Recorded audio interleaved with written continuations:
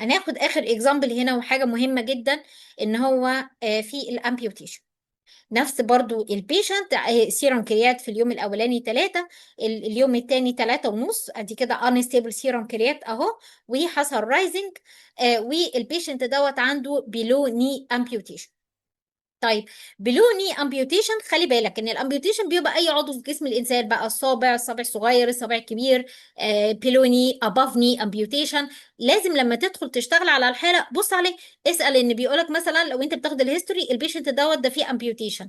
تمام. لو ممكن ان انت تسال التمريض او تسال الطبيب هو حصل امبيوتيشن في انهي جزء بالظبط من جسم البيشنت ده. تمام، يبقى لازم تعرف هو عامل امبيوتيشن ايه يعني. بيلوني اباف ني، شايل، عمل امبيوتيشن لدراعه كله، نص دراعه انسو اون زي ما احنا هنشوف دلوقتي. طيب هل دي بتبقى ليها حسبه خاصه بيها كريات كليرنس؟ اه. طيب تعالوا كده نشوف الحسبه ديت ازاي. اكتر حاجة هتلاقيها موضحة وبتبقى سهلة جدا في الاستخدام في حالة حساب الكريات كليرنس للامبيوتيشن هو الكلين كالك. برضو بدخل على جوجل عادي جدا وبكتب فيه السيرش كلين كالك.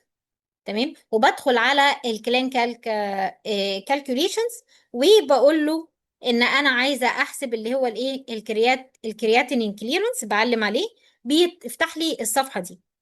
طيب تعالوا بقى ندخل الداتا بتاعتنا. انا معايا البيشنت اللي عندي هو 65. انا بحسب على ستيبل سيرم كريات ولا ان ستيبل سيرم كريات؟ هو ان ستيبل سيرم كريات. الجندر بتاعه ميل بيشنت. تمام. والهايت بتاعه بالانش ولا بالسنتي؟ خلي بالك انك تكون معلم على الوحده. شوف انا باكد عليكم تاني لان القرايه بتختلف تماما، يعني يجي حد يجي يقولك انا حاسبه كذا والتاني يحاسبه تاني، هتلاقي ايه الغلط من هنا. الهايت بتاعه 170 سنتي.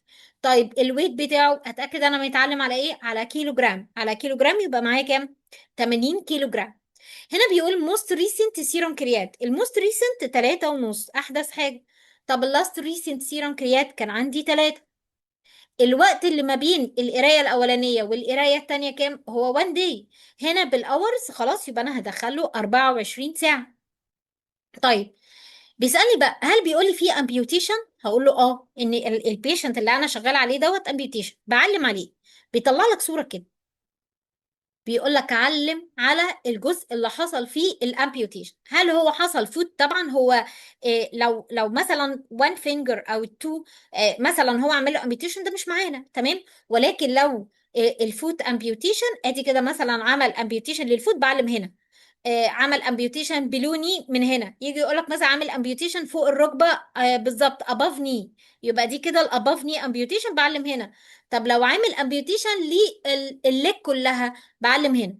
لو عامل امبيوتيشن برضو للهاند هنا، لو نص الارم او الارم كله، سواء كان في الرايت ارم او الليفت ارم، يبقى انا عندي كده البيشنت ده عامل رايت بيلو ني امبيوتيشن. ادي كده الرايت ليج. تمام، بيلو ني امبيوتيشن، بعلم على البيلوني امبيوتيشن. خلاص، وبقول له اوكي. هي الفكرة في ايه؟ الفكرة ان انا بحسب الكريات كليرنس بمعادلة. المعادلة دي بتحتوي على وزن. وزني انا كتوتال بودي غير وزني ان انا بقشر على اي حد ان هو يكون مثلا شايل نص رجله. ما هي نص رجله دي كام كيلو؟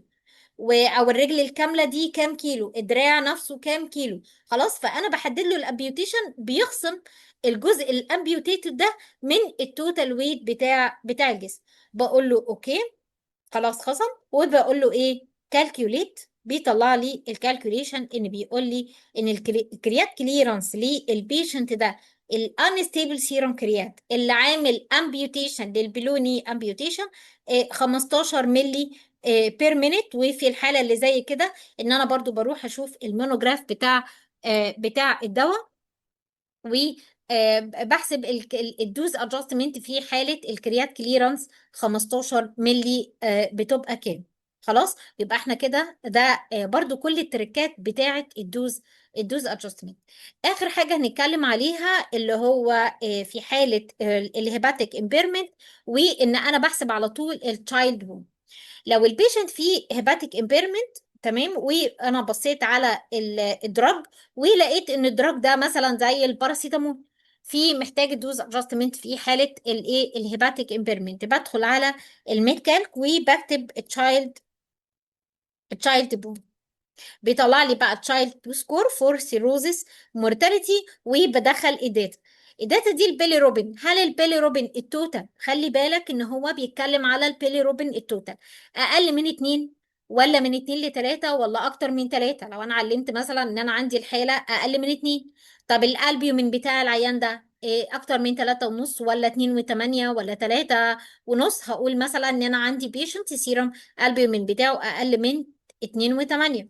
طيب الاي ان ار، تمام، هقول له مثلا الاي ان ار اقل من او من 1.7 مثلا ل2.3. طيب في اسايتس ولا لا؟ هقول له مثلا في مودريت اسايتس. خلاص. طيب الانكفالوباسي، في هيباتيك انكفالوباسي غيبوبه، في ولا ما فيش؟ طيب ما فيش، خلاص بعلم عليه. طيب في بشوف الانكفالوباسي دي جريد 1 ولا جريد 2 ولا جريد 3 ولا جريد 4؟ لو هي 3 اور 4 مثلا بعلم هنا. خلاص. وبيطلع لي ايه؟ بيطلع لي الكالكوليشن ان هو 12 بوينت، ده تشايلد بو كلاس سي. فخلاص بقى بتشوف الدوز ادجستمنت بتاعت دواء ان هي ممكن يجي يقول لك تشايلد بو ايه نو دوز ادجستمنت، تشايلد بو سي بي، تشايلد بو بي نو دوز ادجستمنت، ولكن ليه دوز ادجستمنت في حاله تشايلد بو سي. خلاص بتقول ان تشوف الدوز ادجستمنت بتاعت الدراج اللي انت بتتعامل معاه في حاله التشايلد بو، وخلاص ان انت بتعمل دوز ادجستمنت. جمعنا الدوز ادجستمنت في حاله نخلي بالنا كويس جدا ان انا وانا بعمل الداتا بتاعت البيشنت بكتب الويت والهايت، تمام، اوتوماتيك كده من الميد كالك احسب البادي ماس اندكس. بعمل داتا كوليكشن لللاب ريزلت، لقيت السيروم كريات عالي، اوتوماتيك بحسب الكريات كليرنس. بقيم العيان بشوفه هو ستيبل سيروم كريات، بحسب على كوكروفت من الميد كالك. لو هو انستيبل سيروم كريات بتوفر فيه الشورتين فرق 24 على الأقل ساعة ما بين القراية الأولى والقراية التانية، فرق 3 من 10 سواء كان بوزيتيف أور ماينس ما بين القراية الأولى والقراية التانية. وده كده unstable سيرم كريات بحسبها من جلوبال ار بي اتش. وخلي بالك في القرايه ان انا لو هو ديكلاين بعمل الافريج زي ما احنا شفنا، او لو هو رايزنج بكتب الموست ريسنت. لو البيشنت اتاكد ان هو لو هو عامل امبيوتيشن بدخل على كلين كالك، بتبقى سهله جدا في الاستخدام، وان انا بحدد كل الايتمز لو بالكيلو جرام. خلي بالك ان الويت لو هو بالكيلو جرام ان انت تكون معلم على الكيلو جرام، الهايت بالسنتيمتر يبقى انت تكون معلم على السنتيمتر، الوحده بتاعه السيروم كريات لو بالملي جرام بر ديسي لتر خلي بالك تعلم على الملي جرام بر ديسي لتر. ده في حاله الامبيوتيشن. في حاله الهيباتيك امبيرمنت سهله جدا، من الميد كالك بدخل ان انا بكتب تشايلد بو وبحسب التشايلد بو سكور كام، وبشوف الدراج اللي عندي هل هو فعلا ليه دوز ادجستمنت في حاله الهيباتيك ولا لا.